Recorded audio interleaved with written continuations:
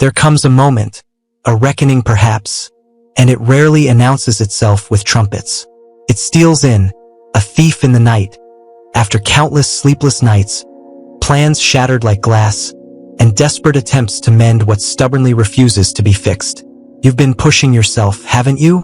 Hustling, grinding, even trying the softer approaches, meditating, journaling, manifesting, praying, planning, and yet, the needle doesn't budge.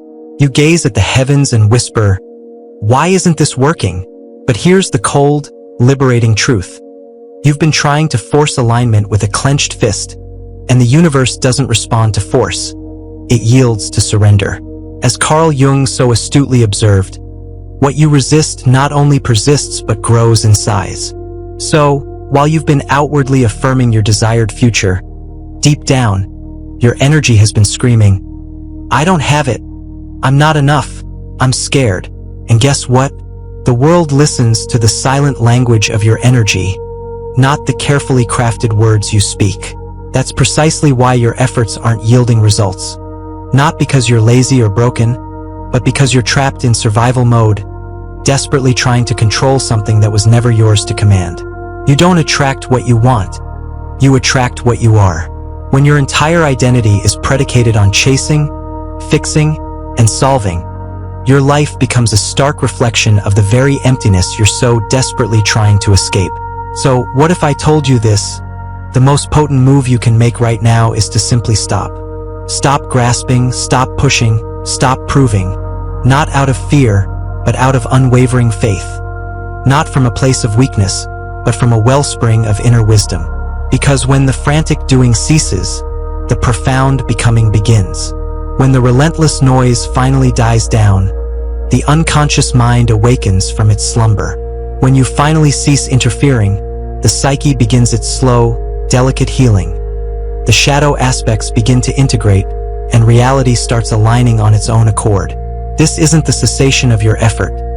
It's the genesis of your surrender. Not giving up, but giving in to something far deeper, something timeless and vast. Let go, and watch with wonder what unfolds. Chapter 1.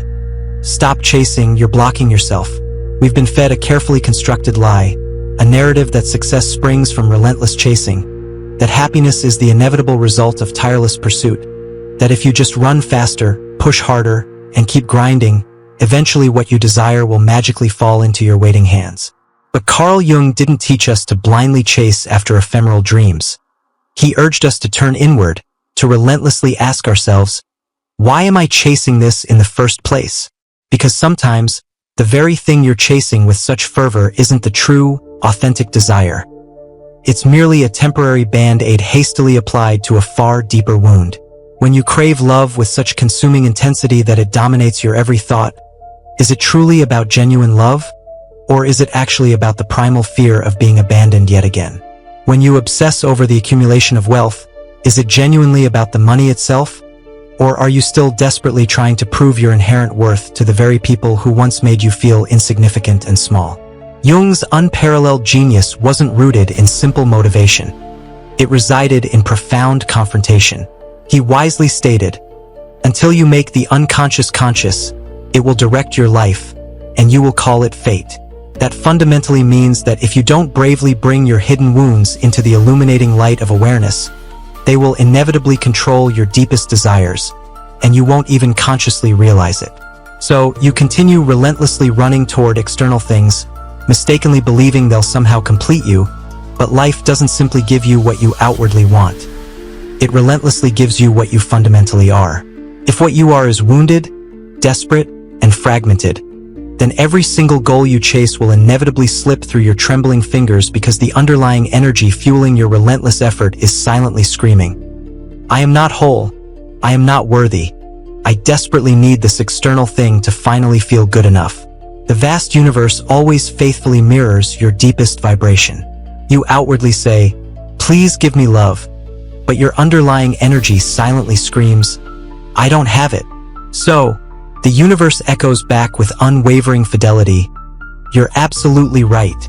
This is precisely why countless people burn out chasing relationships that consistently fail, careers that relentlessly drain them, and external validation that inevitably fades away.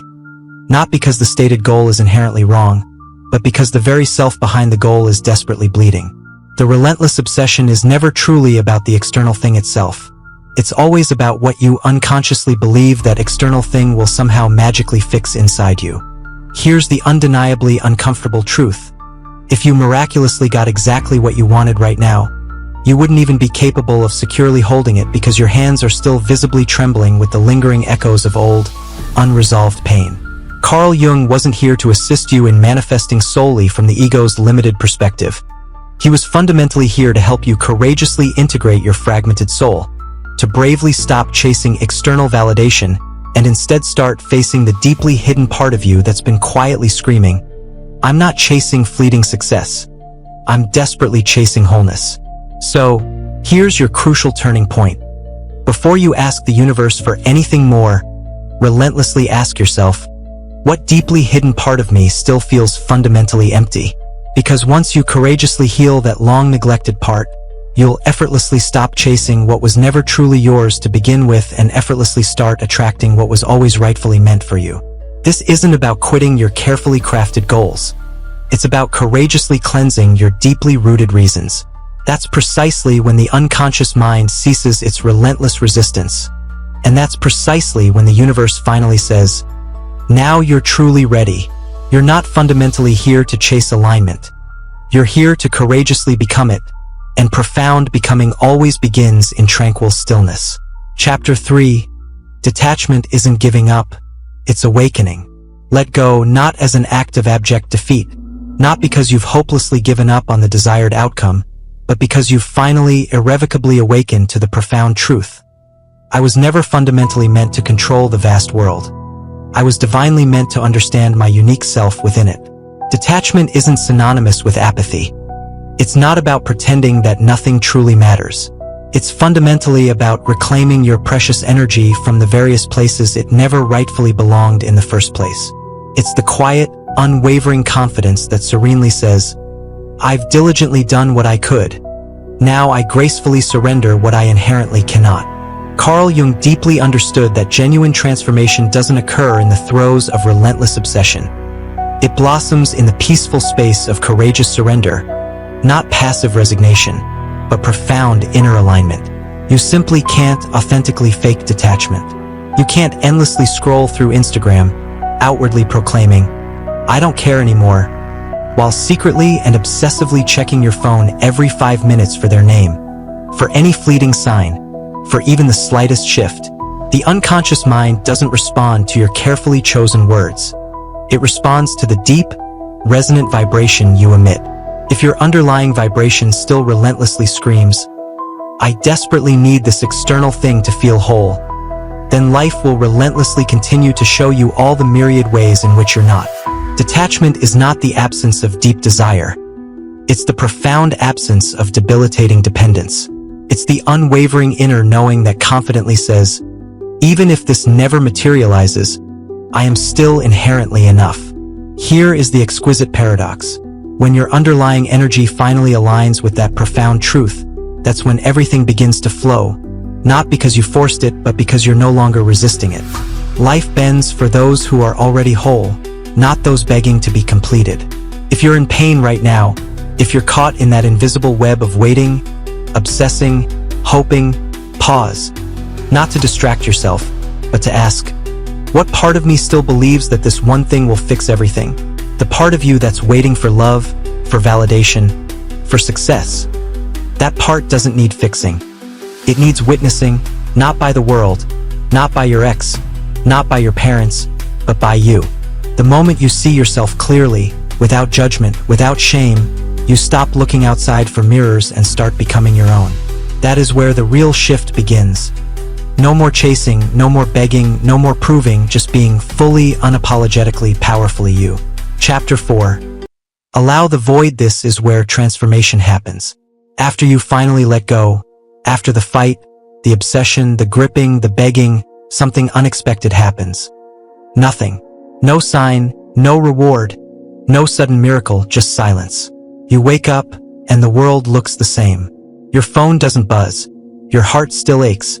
The opportunity hasn't come, the message hasn't arrived, and the voice inside you whispers, "Was any of that even worth it?"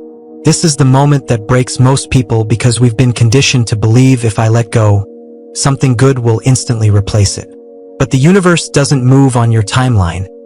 It moves in energetic alignment. Before it gives you what you asked for, it checks to see who you've become without it.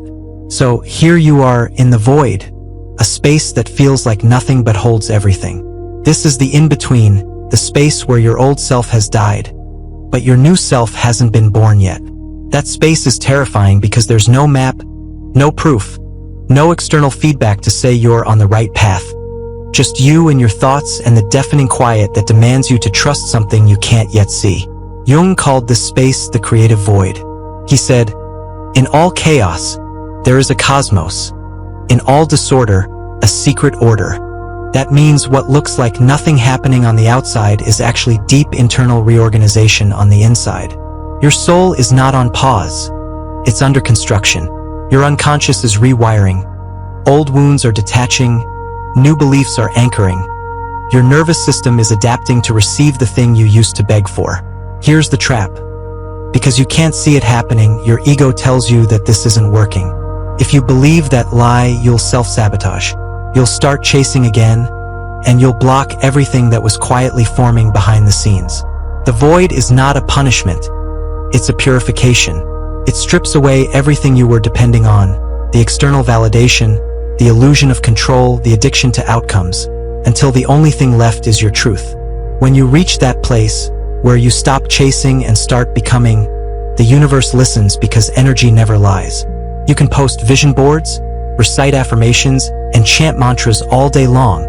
But if your energy still says, "I'm scared it won't happen," then life mirrors that. The void is the moment where you're asked to embody the outcome before it arrives.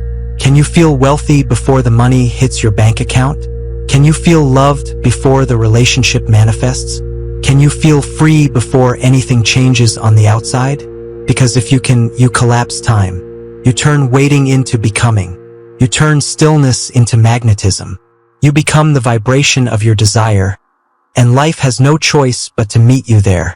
But first, you must pass the test. The silence, the unknown, the terrifying gap where you feel like you're doing nothing, but in truth, you're becoming everything. So, if you're in that void right now, hold your ground. Don't move, don't fix it, don't panic. Breathe, align, and listen, because once you master this sacred stillness, once you stop needing proof and start becoming a presence, life gets loud again. But this time, it sings your song. Chapter 5. Integrate.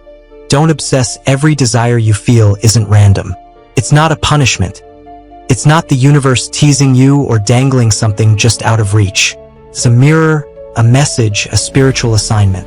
Carl Jung understood this deeply. He taught that every desire is a signal from the unconscious, not to chase something out there, but to awaken something in here. You don't want money just to be rich. You want to feel safe. You don't want a relationship just to be loved. You want to feel seen. You don't want success just for applause. You want to finally believe that you're enough. The desire is not the problem. The unconscious attachment underneath it is. This is where most people get stuck. They obsess. They mistake their yearning for action. They check their phone 20 times a day. They reread old conversations. They overanalyze every delay, every silence, every little shift in energy, and they call it manifestation. But Carl Jung's work, especially the process of individuation, taught us something different. The goal isn't to become perfect. It's to become whole. Wholeness doesn't come from obsessing over what you lack. It comes from integrating what you've disowned. Your light, your shadow, your power, your insecurity, your deepest truth, even the parts you've been ashamed to look at. When you finally hold both your strength and your struggle, you stop needing life to fill you. You become full on your own. Let this land. You don't attract what you obsess over. You attract what you've made peace with. So, the next time you feel the pull to chase, pause, not out of laziness but out of mastery. Take a breath, close your eyes, and ask, what part of me still thinks this thing will complete me? Because when you realize you are already whole, that you're not missing anything, not broken, not behind, something powerful happens. The obsession dissolves, and in its place, calm, clarity, and actual magnetism.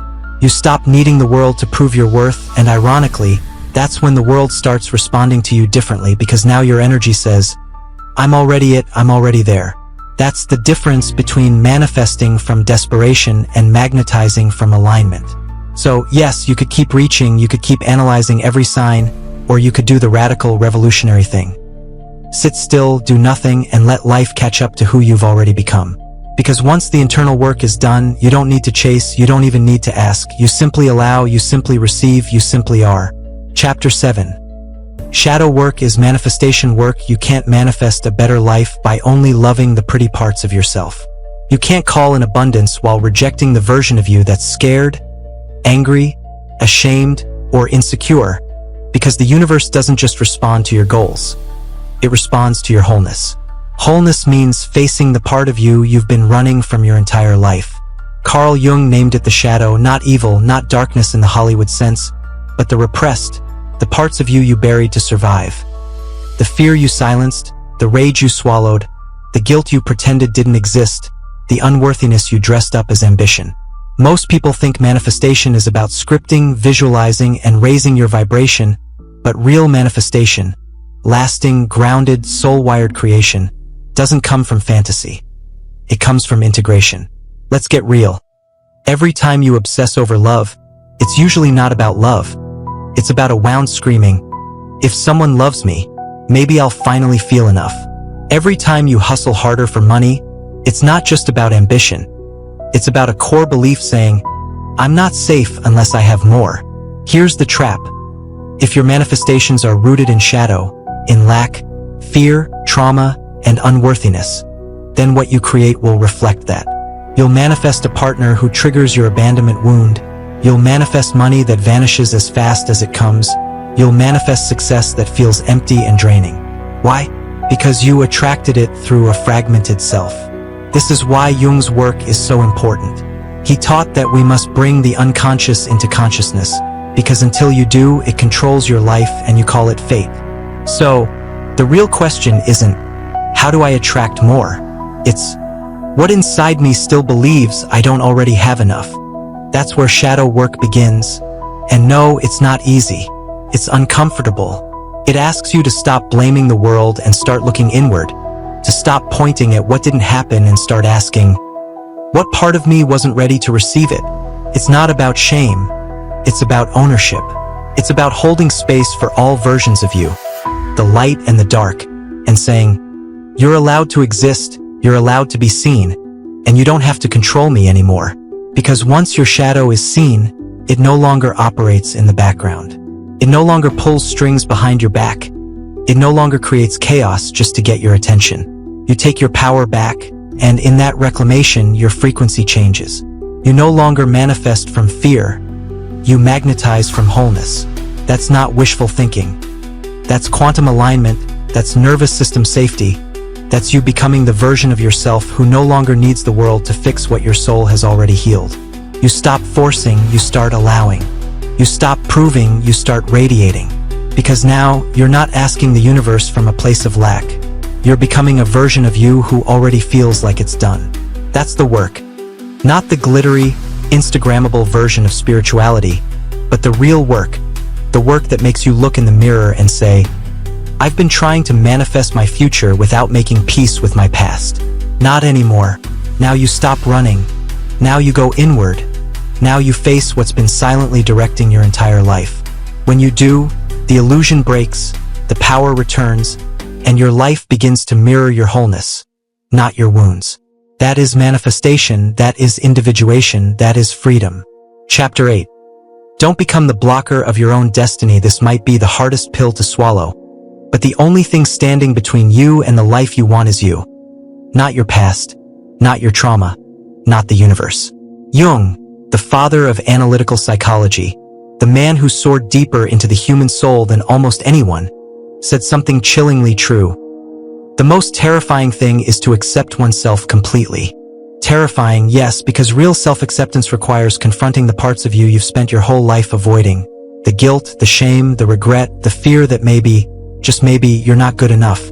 So, instead of going inward, you chase the external. You look for someone to tell you you're worthy.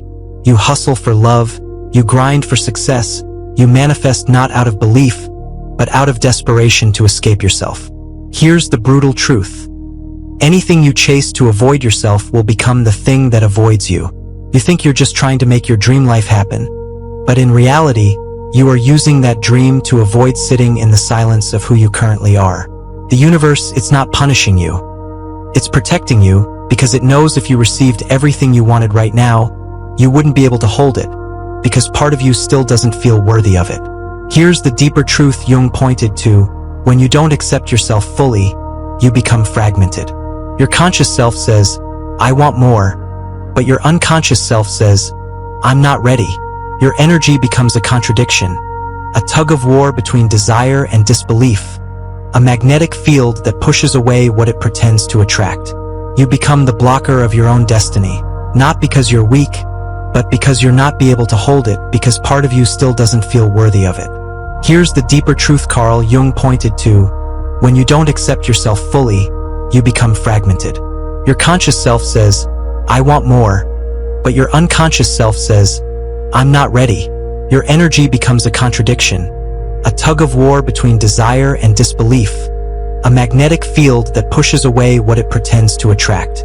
You become the blocker of your own destiny, not because you're weak, but because you're still operating from an outdated version of yourself, a version built in survival mode, shaped by wounds, and taught to earn love instead of simply receiving it.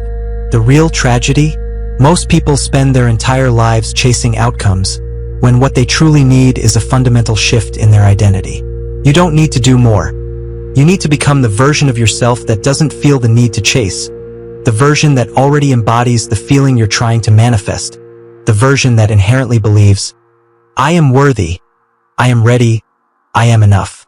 So, it's time to stop blaming the world, stop attributing it to bad luck, stop endlessly asking why nothing ever seems to work out for you, and start asking yourself, what part of me still believes that I have to suffer before I'm allowed to receive?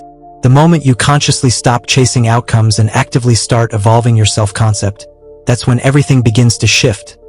Not instantly, not magically, but organically, from the inside out, the way true transformation always unfolds. You are not stuck, you are not cursed. You are simply being asked to rise to the occasion, to grow into the version of yourself that can effortlessly hold what you've been asking for. Not just temporarily, but for a lifetime. When that inner shift happens, you won't need to force manifestation. You'll become it. That's not magic. That's alignment, that's individuation. That's the profound power of finally and fully accepting yourself. Let's bring this journey to a close with the deepest truth Carl Jung ever whispered between his teachings. A truth so impactful it doesn't just tweak your mindset. It completely restores your identity. You're not manifesting, you're remembering. All this time, you thought you were constructing a new life. You thought you were attracting something external to yourself. A dream partner, success, inner peace, abundance. You were diligently doing the work. The affirmations, the visualizations, the shadow work, the healing, trying so hard to bring something into existence. But what if the real work wasn't about bringing it in, but about uncovering what has always been there? Carl Jung's genius wasn't in helping people achieve more. It was in revealing to people that they were never lacking anything to begin with, that all the pieces they were chasing were actually just fragments of themselves they had abandoned along the way. Let this truth resonate deeply within you. The version of you that possesses the love you crave already exists. It's not some future version. It's your original blueprint. But somewhere along the winding road of life, the noise became overwhelming. The world convinced you that you had to chase to matter, you had to earn your worth, you had to perform for love, you had to sacrifice your truth to be accepted by others. So, you forgot your inherent wholeness, forgot your innate divinity, forgot your natural state of alignment. You didn't lose your power. You simply lost your connection to it. Now, as you walk the path of healing, growth, and self-discovery, you're not building something entirely new, you're not starting from scratch. You're simply removing what isn't authentically you. The fear, the guilt, the constant proving, the paralyzing perfectionism, the incessant overthinking, the unhealthy attachments, the limiting stories. All of it is just static obscuring the signal of your soul. Carl Jung never provided a system to fix ourselves because he inherently understood something that most people completely miss. You don't need to be fixed, you need to be revealed. Who you really are is not the overthinking, anxious, insecure self you've been identifying with. That's the persona, the mask, a survival mechanism constructed over years of emotional neglect and spiritual forgetfulness. Who you really are is the witness, the soul underneath all of that, the one who remembers stillness, the one who doesn't chase because they already embody, the one who doesn't grasp because they already are. This is the final, sacred truth. When you do nothing, when you stop grasping, hustling, scripting, manifesting from a place of fear, you naturally return to your original frequency, the one you were born with, the one that never needed to be proven, only remembered. That's precisely why things start aligning when you finally let go, not because surrender is some kind of cheat code, but because surrender is your natural state of being, the state of unwavering trust, the state where soul overrides ego, where energy effortlessly overrides effort, where alignment seamlessly replaces anxiety. If you're still trapped in the loop, desperately trying to think your way into the future, trying to force the divine to operate on your timeline, it's not because the universe is working against you. It's because it's gently trying to remind you of something vital that you've forgotten. You are never here to beg for the life you want. You are here to remember that it's already yours, once you become the version of you who can fully receive it. You are not late, you are not broken, you are not behind. You are not manifesting. You are remembering. Now you've remembered enough. Now it's time to return to the stillness, to the deep trust, to the soul that already knows, without a shadow of a doubt. Everything meant for me will arrive, not when I frantically chase it, but when I fully become it. In that becoming, you don't force, you don't beg, you simply allow, you simply receive, you simply are. Welcome home. If even one single line in this video resonated with you, crack something open deep inside. Don't just passively scroll past it. Don't let this profound moment dissolve into your social media feed like every other fleeting piece of content you half-watch and then quickly forget, because this wasn't just another video. This was a mirror moment, a message you were intentionally meant to find, not by mere accident, but you simply allow, you simply receive, you simply are. Welcome home. If even one single line in this video resonated with you, crack something open deep inside. Don't just passively scroll past it. Don't let this profound moment dissolve into your social media feed like every other fleeting piece of content you half-watch and then quickly forget, because this wasn't just another video. This was a mirror moment, a message you were intentionally meant to find, not by mere accident, but by alignment. As Carl Jung once profoundly stated, we meet ourselves time and again in 1,000 disguises on the path of life. Perhaps this very video was one of those disguises, a reflection, a gentle nudge, a spiritual checkpoint, tenderly reminding you. You are not here to chase the fleeting illusions of the world. You are here to embark on the journey back to yourself. So, if you felt that subtle yet significant shift, even for a fleeting second, I invite you to comment below. I let go. I received it. Not as a plea for attention, not as a craving for fleeting likes, but as a powerful declaration to your own unconscious, a firm resolve that whispers, this time, I choose alignment over obsess, I choose self over mere survival, I choose the path of becoming, not begging. Hit like, not to blindly feed the ever-hungry algorithm, but to firmly anchor this potent energy into your very nervous system, to whisper to your psyche, this moment resonated deeply, I am irrevocably different. Now, choose to subscribe if you are truly done with surface-level hacks and fleeting moments of temporary motivation, and if you are ready to dive headfirst into the profound depths of Carl Jungian truths that reconstruct you from the inside out. This is not merely a channel. This is a transformative journey, a sacred path for souls who are ready to remember their inherent wholeness. Above all, share this video with someone you deeply love, someone who is currently lost in the incessant loop, someone who is desperately chasing everything except themselves. Because, as Carl Jung so wisely said, your vision will become clear only when you look into your heart. Who looks outside, dreams. Who looks inside, awakens. This is your moment to awaken, to gently turn your attention inward, to cease the endless seeking and begin the profound act of truly seeing. In a world utterly obsessed with the relentless pursuit of more, stillness becomes an act of rebellion, presence is the ultimate power, and sometimes, doing absolutely nothing is the most courageous act of becoming that one can undertake. So, breathe deeply, let the world around you patiently wait. Remember, you are not manifesting.